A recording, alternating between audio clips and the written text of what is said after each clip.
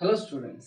तो देखिए, last lecture में हमने अपने चैप्टर मोल कॉन्सेप्ट में बात की थी अबाउट किसके बारे में, हमने साइंटिफिक नोटेशंस के बारे में बात की थी। ठीक है, इसके अलावा हमने डोल्टन्स एटॉमिक थ्योरी पढ़ी थी। ठीक है, तो अब हम इसके चैप्टर के अपने मेन पोर्शन में एंटर हो रहे हैं। जैसा कि मैंने आपको बताया था, अब हम बात करेंगे अबाउट एटम्स, मॉलिक्यूल्स, मोल्स, इन सब के बारे में। ठीक है ना। तो अब अपना क्या होगा, मेन चैप्टर स्टार्ट होगा। ठीक है, तो आज हम स्टार्ट करेंगे अबाउट किसके बारे में बात करेंगे। आज हम बात करेंगे अबाउट एटॉमिक मास के बारे में। किसके बारे में? एटॉमिक मास के बारे में। देखिए, एटॉमिक मास के बारे में वैसे तो मैंने आपको पढ़ा दिया है बेसिक कोर्स में। ठीक है, फिर भी हो सकता है कुछ स्टूडेंट्स नए हो, ठीक है, जिन्हें इसके बारे में नहीं पता हो, तो हम फिर भी उसको फिर से एक बार क्या करेंगे, पढ़ेंगे। ठीक है, और अच्छे तरीके से फुल डिटेल में फिर से हम स्टार्ट करेंगे उसी को। ठीक है, तो अगर आपको आता भी है, कोई दिक्कत वाली बात नहीं, आपका फिर से क्या हो जाएगा, रिवीजन हो जाएगा। ठीक है ना। चलिए स्टार्ट करते हैं विद एटॉमिक मास।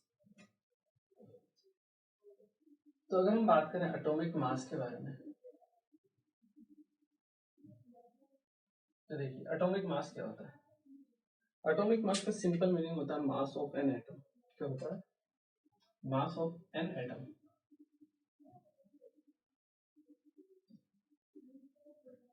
या तो इसे ये बोल सकते हो, या फिर आप इसे क्या बोल सकते हो, mass of proton plus mass of neutron. Mass number जिसको बोला जाता है। यहाँ पर आपको मास ऑफ इलेक्ट्रॉन्स भी ऐड करना चाहिए। ठीक है ना, क्योंकि एटम के अंदर प्रोटॉन, इलेक्ट्रॉन और न्यूट्रॉन तीनों प्रेजेंट होते हैं। हालांकि इलेक्ट्रॉन का मास जो होता है बहुत कम होता है।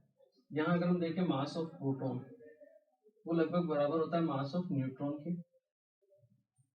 ठीक है, और होता है अराउंड 1.67 इंटू 10⁻24 ग्राम्स के।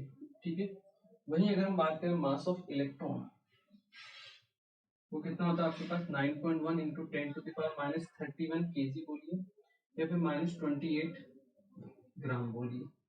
यहाँ से हमें साफ पता चलता है कि जो मास ऑफ प्रोटॉन है वो लगभग 1840 टाइम्स बिगर है किससे, मास ऑफ इलेक्ट्रॉन से। अराउंड 2000 टाइम्स बड़ा होता है मास ऑफ प्रोटॉन किससे, मास ऑफ इलेक्ट्रॉन से। दिस डिवाइड बाय आप दिस करोगे, ठीक है, तो आपके पास लगभग इतनी वैल्यू आएगी। ठीक है ना। तो इसलिए क्योंकि इलेक्ट्रॉन का मास नेग्लिजिबल होता है प्रोटॉन और न्यूट्रॉन के कंपैरिजन में, इसलिए हम क्या करते हैं, जनरली प्रोटॉन का नंबर और न्यूट्रॉन का नंबर वही हम क्या बोल देते हैं, आपका एटॉमिक मास बोल देते हैं। ठीक है, जिसे हम क्या बोलते हैं, मास नंबर। ठीक है, बट करेक्ट तो तीनों का एडिशन रहेगा। क्लियर है। चलिए एक चीज तो ये होगी।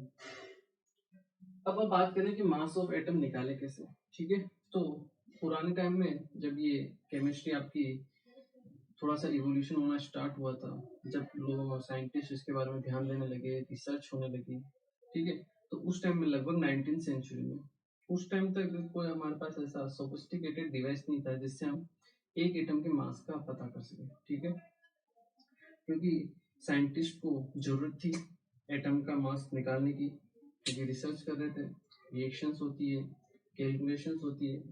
तो उन्होंने क्या किया, एक जुगाड़ टेक्निक अपनाई।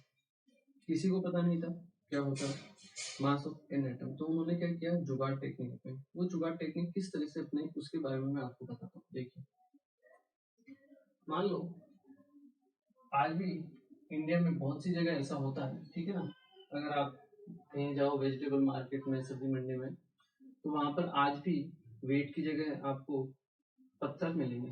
ठीक है ना, कि हाँ भाई ये 1 किलो का वेट है, ये आधा किलो का वेट है, पत्थर रखते हैं। ठीक है ना, उनके पास वेट नहीं होता है। एक्चुअल देखा जाए तो बहुत सौ के पास होता है, बहुत सौ के पास नहीं होता, बट कहीं कहीं जगह आपको मिल जाएंगे पत्थर के बाट की, हाँ ये लगभग 1/4 किलो के बराबर है, या आधा किलो के बराबर, या फिर ये 1 किलो के बराबर।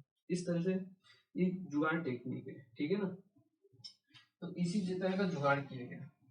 जैसे मान लो मैं आपको पूछूं 1 kg, 1 kg क्या होता है, किसी को पता नहीं था 1 kg क्या होता है। तो साइंटिस्ट लोगों ने क्या किया, कोई भी एक रोड ले ली, ठीक है, उसका अभी तो ये स्टैंडर्ड है वैसे तो, ठीक है, आज के टाइम में, पर हम जुगाड़ टेक्निक की बात करें कि कैसे इसका एवोल्यूशन होता है। एक रोड उन्होंने ली, ठीक है, और उसका मान लो वेट उन्होंने बोल दिया कि इसका जो वेट है वो कितना है, 1 kg, ठीक है। या फिर ऐसा करते हैं, इसका वेट भी उन्होंने नहीं में लिखा। एक रोड है आपकी, एक सिलेंडर है, ठीक है। जब ये उन्होंने क्या मान लिया कि ये आपका स्टैंडर्ड है, जब भी आपको किसी चीज को मेजर करना हो इस स्टैंडर्ड के हिसाब से आपको मेजर करना पड़ेगा, ठीक है। ठीक है, अब मुझे मान लो वही एक बॉक्स से मान लो उसका वेट पता करना है, इसका वेट कितना है। तो मैं क्या करूंगा, एक तराजू पर बॉक्स को रखूंगा और दूसरे पर इन रोड को रखता जाऊंगा रखता जाऊंगा रखता जाऊंगा। जब दोनों इक्वल हो जाएंगे मतलब वही इसका बॉक्स का क्या होगा, वेट होगा, ठीक है। जैसे ये एक मैंने तराजू बनाया आपका, वेइंग बैलेंस, यहाँ पे रख दिया मैंने बॉक्स, ठीक है। और मैं यहाँ सिलेंडर रखता जा रहा हूँ, 1 2 3 4, मैंने रखे मान लो 3। तो 3 सिलेंडर रखने पर या फिर 3 रोड रखने पर इसका वजन किसके बराबर आ गया, बॉक्स के बराबर आ गया। तो मैं क्या कह सकता हूँ, मैं ये कह सकता हूँ कि mass of box equal to 3 times mass of rod. लिख सकता हूँ, ऐसे लिखता हूँ। पुराने टाइम में ऐसे चलता था, बिजनेस जो होता था, व्यापार ऐसे होता था, एक चीज देते थे और उसी के बराबर दूसरी चीज क्या ले लेते थे, ठीक है। इसी तरह से बिजनेस होता था हर जगह, लेकिन उस टाइम इतना एवोल्यूशन नहीं हुआ था। अब मान लो मुझे क्या करना है, मान लो एक एलिफेंट है, क्या है, एक एलिफेंट है, 1 एलिफेंट। हाथी का वेट मुझे पता करना है, तो मैं क्या करूंगा, हाथी को यहाँ बिठा दूंगा, ठीक है। सिलेंडर रखते जाऊंगा, ये जो रोड है रखते जाऊंगा रखते जाऊंगा। मान लो पता चला मुझे, मैंने 1200 रोड रख दी, कितनी, 1200 रोड रख दी, ठीक है। इसका मतलब हाथी का वेट कितना होगा, mass of elephant 1200 times mass of road हो रहा। तो जब आप देख रहे हो कि जब भी मुझे किसी सब्सटेंस का मास पता करना है, मैं वेइंग बैलेंस पे जा रहा हूँ, चेक कर रहा हूँ और उसके बराबर किस तरह से लिख रहा हूँ, this time into mass of road, mass of road, mass of road. मतलब मुझे हर बार मास ऑफ रोड लिखना पड़ रहा है। तो अगर मुझे हर बार इस रोड को लिखना ही पड़ रहा है तो क्यों ना मैं इसे एक यूनिट बना दूं, क्यों ना मैं इसे एक यूनिट बना दूं, ताकि बार बार की झंझट तो खत्म हो लिखने का, इतना कौन लिखेगा बार बार। तो इसको एक यूनिट बना दिया गया और उस यूनिट को नाम दिया गया 1 kg। क्या नाम दिया गया, 1 kg, ठीक है। तो जैसे इस रोड का वेट हो गया 1 kg, ठीक है। इस बॉक्स का जो मास था वो कितना हो गया आपके पास, यहाँ से मैं आगे लिखता हूँ 3 kg। और जो एलिफेंट था उसका मास कितना हो गया आपके 1200 kg। That's it, simple. तो जिस जो हमने स्टैंडर्ड लिया है उसको हमने क्या बना दिया, एक यूनिट बना दिया। और अब हम जो भी मेजर करते हैं उस यूनिट के हिसाब से मेजर, ठीक है ना। चाहते तो इसको हम स्टैंडर्ड को 2 kg भी लिख सकते थे, लिखने में क्या जाता है। लेकिन जैसे हम इसको 2 kg लिखते हैं तो जो मास ऑफ बॉक्स आता है वो 3 इंटू 2 दैट इज 6 kg आता है। तो उसमें होता क्या है कि ये जो ओरिजिनल वैल्यू है अपनी ये चेंज हो जाती है। लेकिन जब भी हम यूनिट बनाने की कोशिश की जाती है तब ऐसा किया जाता है कि वो तरीका अपनाया जाता है कि आपकी जो ओरिजिनल वैल्यू है वो चेंज नहीं हो तो बेटर है। इसलिए जब भी यूनिट बनाई जाती है वो 1 से बनाई जाती है, उसकी वैल्यू 1 रखी जाती है, ताकि जब भी किसी का उसमें मल्टीप्लीकेशन हो तो जो ओरिजिनल वैल्यू है उसमें कोई चेंजेस ना हो, ठीक है। नहीं तो पता चले इसका रोड का वेट 0.5 kg मान लेते हैं, तो इसका बॉक्स का वेट आ जाता 1.5 kg, तो वैल्यू चेंज हो जाती है, ठीक है ना। इसलिए हम क्या करते हैं 1 kg ही रखते हैं उसको, क्लियर। तो इस तरीके से साइंटिस्ट लोगों ने क्या किया, जुगाड़ टेक्निक में, ठीक है। आई होप ये तो समझ में आ गया होगा। इसको मैं मिटा देता हूँ, ठीक है। ये केवल आप लोगों के समझने के लिए था, क्लियर है। चलिए अब साइंस की लैंग्वेज में जो आपके साइंटिस्ट थे उन्होंने एक स्टैंडर्ड लिया और वो स्टैंडर्ड क्या था आपका, स्टैंडर्ड वो स्टैंडर्ड क्या था आपका 1/12 into mass of 1 C12 atom. आपका जो स्टैंडर्ड था वो क्या हुआ 1/12 into mass of 1 carbon 12 atom. ठीक है, अब मुझे मान लो किसका वेट पता करना है, किसी का ना किसी का, मान लो दूसरे एलिमेंट का वेट पता करना है। जैसे किसका ले, ऑक्सीजन का लेते हैं। चलिए, मास ऑफ ऑक्सीजन, ठीक है, उसके एक एटम का मुझे वेट पता करना है। तो मैंने क्या किया, वेट किया, और मुझे पता लगा कि जो ऑक्सीजन का मास है वो 16 टाइम्स है ये जो हमारा स्टैंडर्ड है, that is 1/12 into mass of 1 carbon 12 atom. कितने टाइम्स है, 16 टाइम्स है। ठीक है, चलिए, फिर हमने लिया मास ऑफ सोडियम लिया, मान लो सोडियम एटम कितना है 23 into mass of 1/12 into mass of 1 carbon 12 atom. इसी के अलावा मान लो और हमने मेजर किया मास ऑफ कैल्शियम, मेजर किया, मान लो कैल्शियम के एटम वो कितना आया 40 times mass of this value. तो इस बार मैं इसको ऐसे लिख देता हूँ।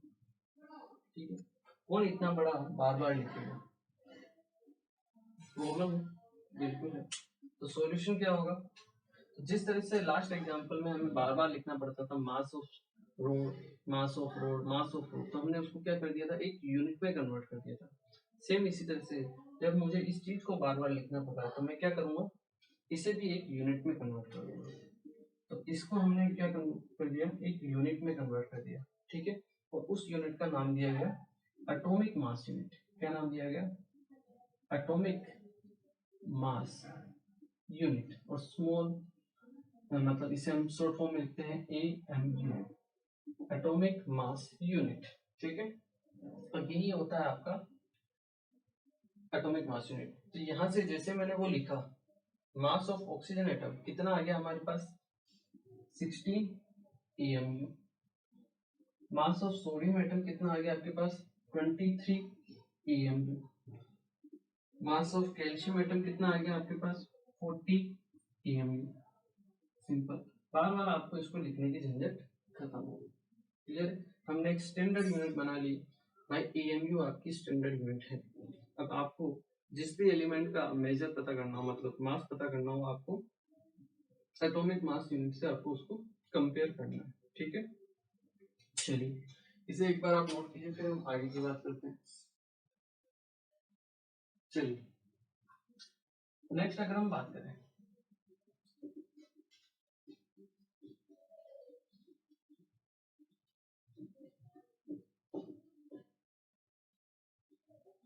तो अब साइंटिस्ट को जिसका भी वेट पता करना हो वो क्या करते थे, AMU में निकाल लेते।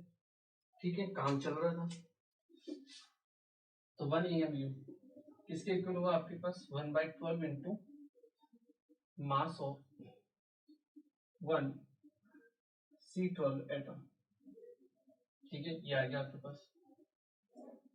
क्लियर, चलिए, तो चलता रहा ऐसे ही, काम चलता रहा। आज के टाइम में मतलब थोड़े साल पहले एक डिवाइस की डिस्कवरी हुई, ठीक है, जिसे हम बोलते हैं स्पेक्ट्रोमीटर। क्या बोलते हैं, स्पेक्ट्रोमीटर। ये डिवाइस ऐसा होता है कि ये जो छोटे छोटे पार्टिकल्स होते हैं उनका ये मास पता कर सकता है। ठीक है, स्पेक्ट्रोमीटर के जरिए हम क्या कर सकते हैं, मास पता कर सकते हैं, प्रोटॉन, इलेक्ट्रॉन, एक एटम का मास। ठीक है, तो हमने क्या किया, कार्बन के एक एटम का मास पता किया, क्योंकि पहले तो ये अननोन था, हमने तो स्टैंडर्ड बनाया था। ठीक है, जब पता चलेगा तब हम देखेंगे।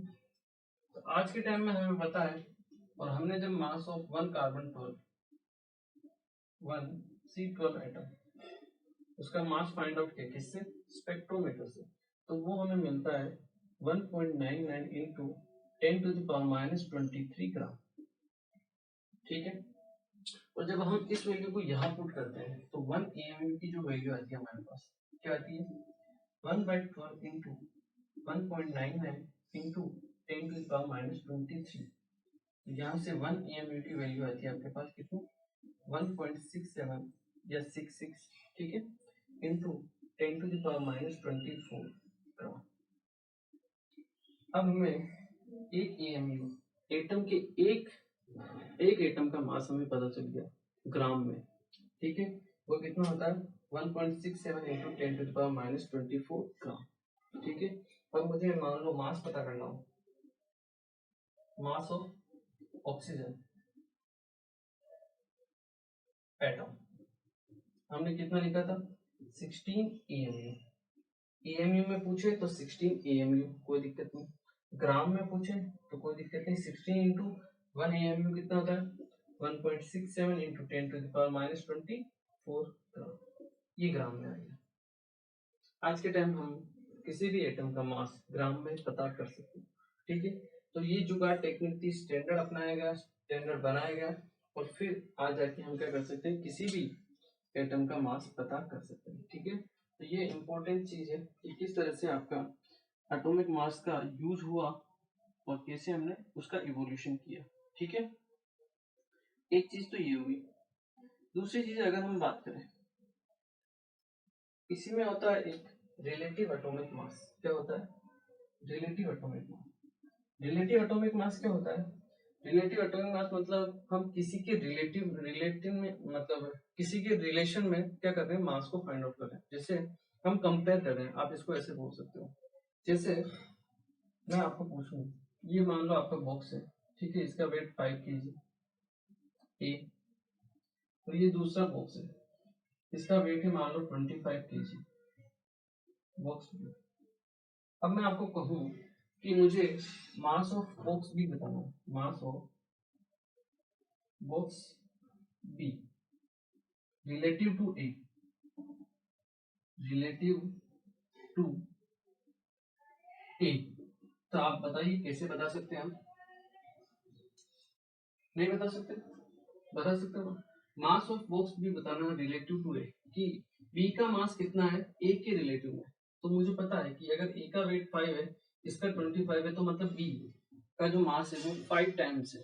कितना टाइम्स है? 5 टाइम्स है बॉक्स ए के मास से। तो हमने किया क्या, हमने जिसके रिलेटिव में मास निकालना, मास ऑफ बॉक्स बी निकालना, तो मैंने क्या किया, मास ऑफ बॉक्स बी लिखा, ऊपर की तरफ डिवाइड किया उसको किससे, जिसके रिलेटिव में हम निकाल रहे हैं, तो मास ऑफ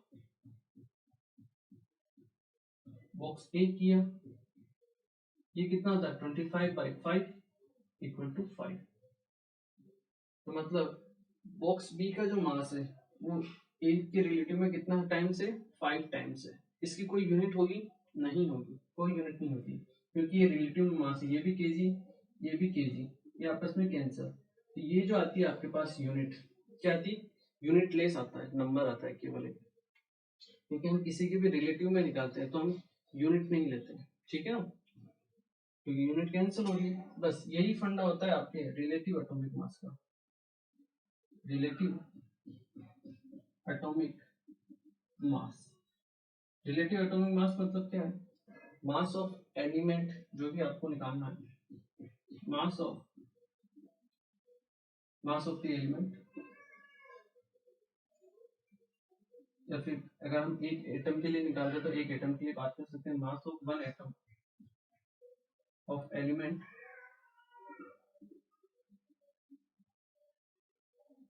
डिवाइड बाय। अब यहाँ हम किसके रिलेटिव में निकालते हैं, जो हमारा स्टैंडर्ड होता है, और हमारा स्टैंडर्ड क्या है, ये 1 AMU, ठीक है। तो हम यहाँ लिखेंगे 1/12 into mass of 1 C12 atom, ये आ गया आपके पास रिलेटिव एटॉमिक मास। मास और रिलेटिव एटॉमिक मास में कोई ज्यादा डिफरेंस नहीं होता है, नंबर सेम होता है, बस रिलेटिव एटॉमिक मास जो होता है वो आपका यूनिटलेस क्वांटिटी होता है। देख भी सकते हो, relative atomic mass is a unitless quantity, है यूनिटलेस क्वांटिटी, एक यूनिटलेस क्वांटिटी होती है आपके पास, ठीक है। तो ये चीजें जो आपको ध्यान रखनी है, इंपॉर्टेंट है कि मास और रिलेटिव एटॉमिक मास में आपको क्या हो, डिफरेंस पता चल सके। ठीक है, तो यहाँ हमारे पास दो चीजें आती है। ठीक है, आई थिंक ये आप लोगों ने नोट कर लिया होगा, नहीं किया है तो एक बार वीडियो को पॉज करके नोट कीजिए। चलिए, तो आई होप कि आप लोगों ने नोट कर लिया होगा।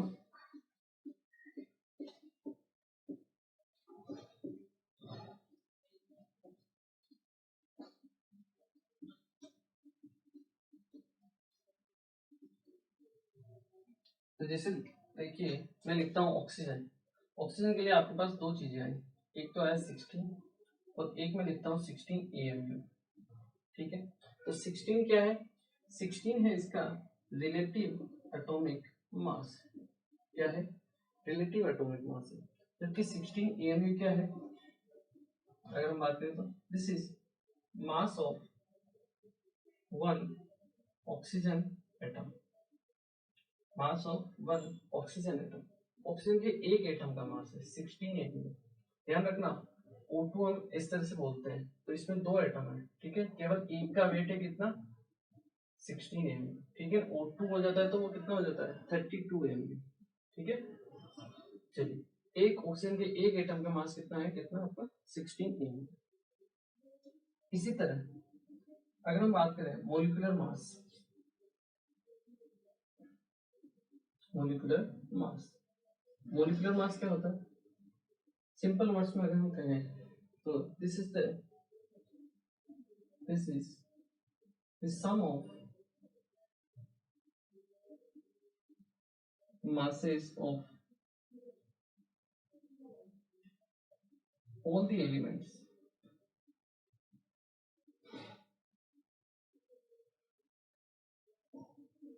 present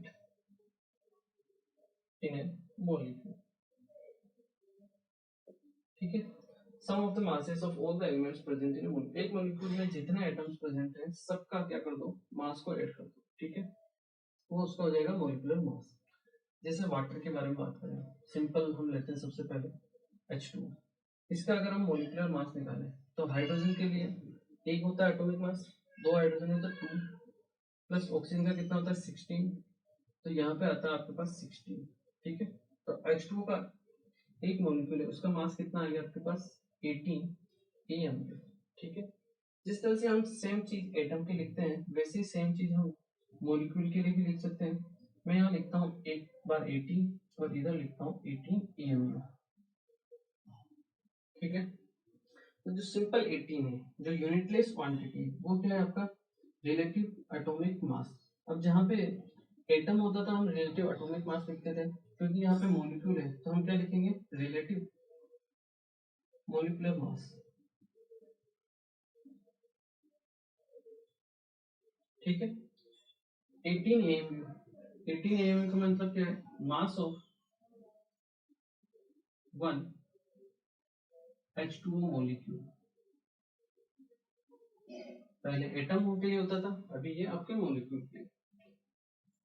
यहाँ पे थोड़ा सा कंफ्यूजन हो जाता है कभी कभी किसी को कि AMU का मीनिंग होता है एटॉमिक मास यूनिट, मतलब हम इसको एटम के लिए डिफाइन करते हैं, जबकि हम यहाँ मॉलिक्यूल लिख रहे हैं और मॉलिक्यूल के लिए AMU लिख रहे हैं, तो थोड़ा सा डिफरेंसेस आ जाता है।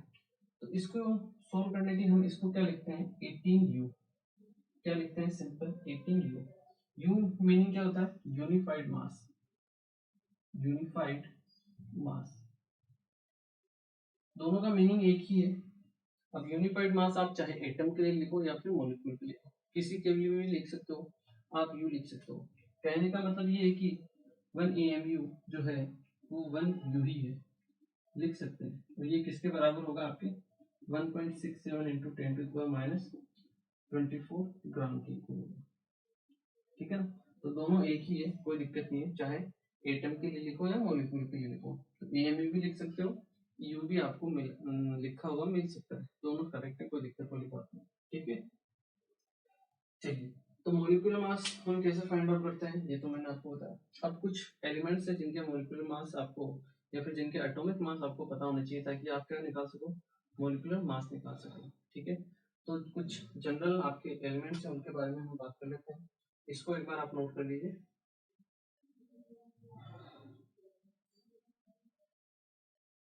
किया आपने नोट? चलिए, तो कुछ एलिमेंट्स के मैं आपको एटॉमिक नंबर लिखवा देता हूँ, ठीक है ना।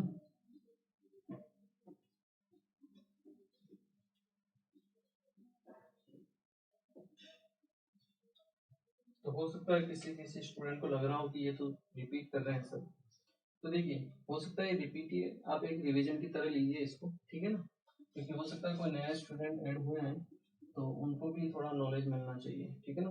तो चीज़ों को हम दोबारा से क्या करेंगे, थोड़ा रिवाइज कर लेंगे, कोई दिक्कत नहीं इसमें। हाइड्रोजन की बात करें तो उसका एटॉमिक नंबर 1 होता है। हम मास की बात कर रहे हैं, atomic mass 1। Helium 4, lithium 7, beryllium 9, carbon 12, ठीक है ना। बैठ के एक बार में आपको याद नहीं करने हैं, अपने आप धीरे धीरे याद होते रहेंगे, एक बार देखते रहिएगा बस, ठीक है ना, यूज होते होते अपने आप याद हो जाएंगे। नाइट्रोजन 14, ऑक्सीजन 16, फ्लोरीन 19, नियोन 20, ठीक है।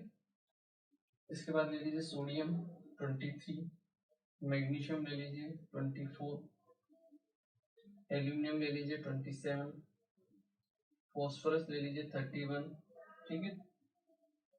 सल्फर ले लीजिए 32, क्लोरीन ले लीजिए 35.5। इसके बाद क्रोमियम ले लीजिए 52। ये जो कॉमन आते हैं उन्हीं के बारे में मैं बता रहा हूँ, ठीक है ना। कभी मान लो आपको कोई अननोन एलिमेंट आ जाए जिसका मास आपको पता नहीं हो, तो क्या करना है आपको, वो खोल के देख लेना है, ठीक है ना, सिंपल सी चीज है। बाकी जनरली इसी में से सब अपने काम में आएंगे। क्रोमियम ले लीजिए आप, मैग्नीज ले लीजिए Mn 55, आयरन ले लीजिए 56, कॉपर ले लीजिए 63.5, जिंक ले लीजिए आपका 65, ठीक है। इसके बाद आप ब्रोमीन ले लीजिए, ब्रोमीन का होता है 80 होता है, ठीक है। सिल्वर ले लीजिए Ag 108 होता है। आयोडीन ले लीजिए, उसका होता है 137, ठीक है। इसके बाद आपको चाहिए मान लो Hg ले लीजिए, हाइड्रोजन मरकरी, मरकरी का होता है 200, ठीक है। कुछ कॉमन है जो ये काम में आते रहते हैं, ठीक है। लेड ले लीजिए, Pb लेड 208, ठीक है। तो जनरली आपको कभी एग्जाम वगैरह होते हैं तो उसमें तो दिया हुआ रहता है, तो कोई दिक्कत वाली बात नहीं है, ठीक है ना, आपको ध्यान रखना है ये। चलिए, तो अब हम क्या करते हैं, इससे रिलेटेड कुछ क्वेश्चंस कर लेते हैं। मैं आपको देता हूँ कुछ फॉर्मूले, कुछ कंपाउंड जिनके आप क्या निकालने हैं, मोलिकुलर मास निकालना, ठीक है ना। इसमें एक छोटा सा आप करेक्शन कीजिए, ये 137 नहीं होता है, ये 127 होता है, ठीक है ना। और जनरली आपको एग्जाम में दिए हुए रहते हैं पेपर के ऊपर सबसे पहले, तो आपको ध्यान रखने की कोई जरूरत पड़ती नहीं है, फिर भी यूज करते करते आपको अपने आप याद हो ही जाएंगे, ठीक है ना, तो टेंशन मत लेना। चलिए, इसको मैं मिटाता हूँ, मैं कुछ एलिमेंट्स के नाम देता हूँ आपको, क्लियर है। चलिए, इनके लिए आपको क्या निकालना है, मोलिकुलर मास निकालना है।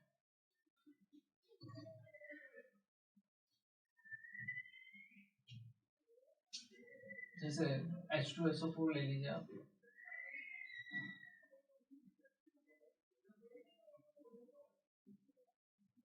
CaCO3 ले लीजिए,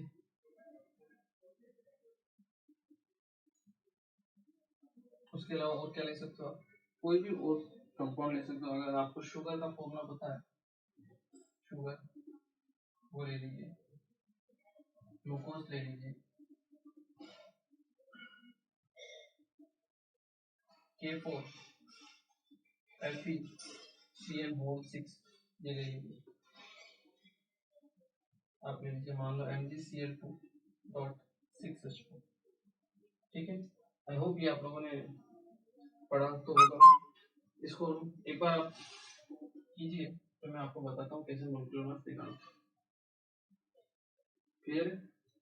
तो आई होप आप लोगों ने वीडियो पॉज किया होगा और ट्राई किया होगा। देखिए, जब भी मैं बोलता हूँ वीडियो को पॉज करना है और ट्राई करना है, तो डेफिनेटली आपको पॉज करके ट्राई करना ही है, ठीक है, आप इसको ऑफलाइन की तरह ही लीजिए। अगर आप कंटिन्यू देखते रहेंगे तो काम नहीं चलेगा, ठीक है ना, आपकी कोई प्रैक्टिस नहीं होगी, ना आपको कुछ आएगा समझ में। इसलिए जब पोज करने के लिए बोलूँ ट्राई करो, 6 क्वेश्चन है, भले एक क्वेश्चन बने 5 नहीं बने, ट्राई जरूर करो, ठीक है ना, आपके लिए बेनिफिट होगा। तो hydrogen 2 plus sulphur 32 plus oxygen 16, 16 into 4 64, ये हो जाएगा आपका 98, ठीक है। CaCO3 कैल्शियम होता है 40,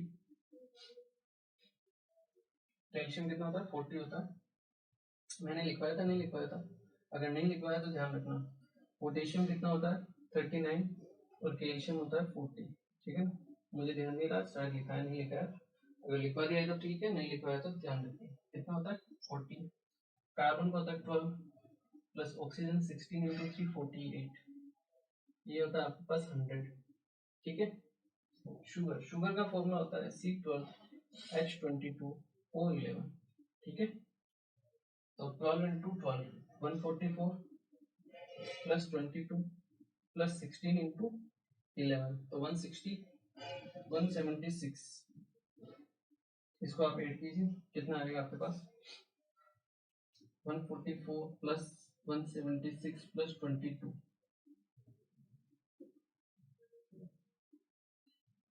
342, ठीक है।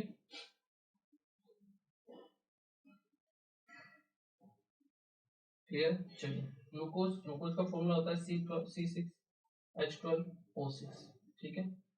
तो 12 इंटू 6 72 प्लस 12 प्लस 16 इंटू 6 96, ठीक है।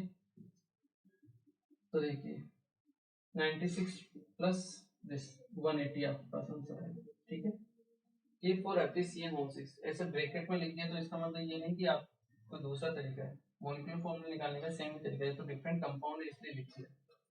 K4 पोटेशियम का कितना होता है 39, तो 39 इंटू 4 39 इंटू 4 14 इंटू 4 160 होता है, 160 में से 4 माइनस कीजिए कितना आएगा 156 प्लस आयरन के लिए मैंने कितना निकाला था 56 प्लस, अभी ब्रैकेट लगा हुआ है ना, इसका मतलब ये एक यूनिट है, अंदर एक यूनिट है और उसका होल 6 है, मतलब वो 6 यूनिट्स है आपके पास।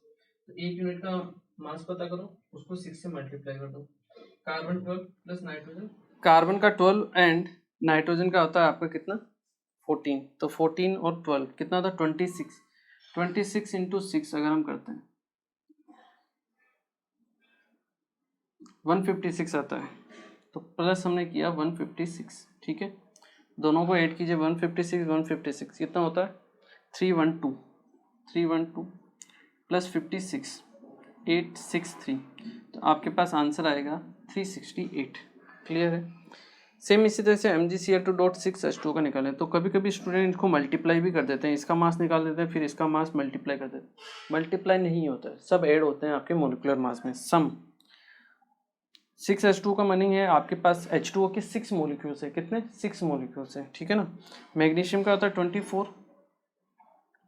प्लस क्लोरीन का होता है 35.5, 2 टाइम्स है तो 71 प्लस H2 का एक का होता है 18 इंटू 6 108, तीनों को ऐड कीजिए 90 95 203,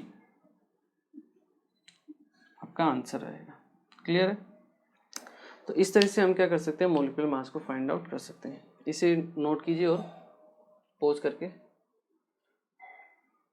ओके स्टूडेंट्स, तो देखिए आज के लेक्चर में हमने वैसे बेसिकली बातें की है, जो हमने बेसिक कॉन्सेप्ट आपके क्लास के बारे में बात की थी, वही आपका फिर से क्या हुआ थोड़ा रिवाइज हुआ है। कोई बात नहीं है, जैसा कि मैंने बोला आपको, हो सकता है कुछ नए स्टूडेंट्स आए हैं तो उनको समझाने के लिए मुझे इसको फिर से लेना पड़ा है। आपका फिर से क्या हुआ है थोड़ा रिवीजन हुआ है, ठीक है। तो 1-2 क्लास लगेगा, रिवीजन होगा, फिर हम आगे मूव ऑन होने ही वाले हैं और आपकी फिर से क्या होगी प्रैक्टिस भी होगी। अगर आप भूल गए हो तो फिर से आपको प्रैक्टिस हो गई, ठीक है। चलिए, तो आज के लेक्चर में हमने बेसिकली बात की एटम क्या होता है, एटॉमिक मास क्या होते हैं, ठीक है, कैसे फाइंड आउट करते हैं, कैसे डिस्कवरी की गई, 1 AMU की वैल्यू क्या होती है वो आपको ध्यान रखना है, ठीक है। इसके अलावा हमने मोलिकुलर के बारे में बात की, मोलिक्यूल्स के बारे में, मोलिकुलर मास के बारे में बात की, कैसे फाइंड आउट करते हैं, बेसिकली छोटी मोटी चीज़ों के बारे में हमने बात की। ठीक है, तो इंपॉर्टेंट चीज़ें ध्यान होनी चाहिए कि क्या मीनिंग होता है 18 का और क्या मीनिंग होता है 18 AMU का। ठीक है, और क्या मीनिंग होता है 16 का और क्या मीनिंग होता है 16 AMU का। ठीक है ना, कभी कभी कन्फ्यूजन हो जाता है, इसलिए इन चीज़ों को आपको समझना ज़रूरी होता है। ठीक है, चलिए तो आज के लेक्चर को हम यही फिनिश करते हैं और मिलते हैं फिर अपने नेक्स्ट लेक्चर में। ठीक है, थैंक यू वेरी मच।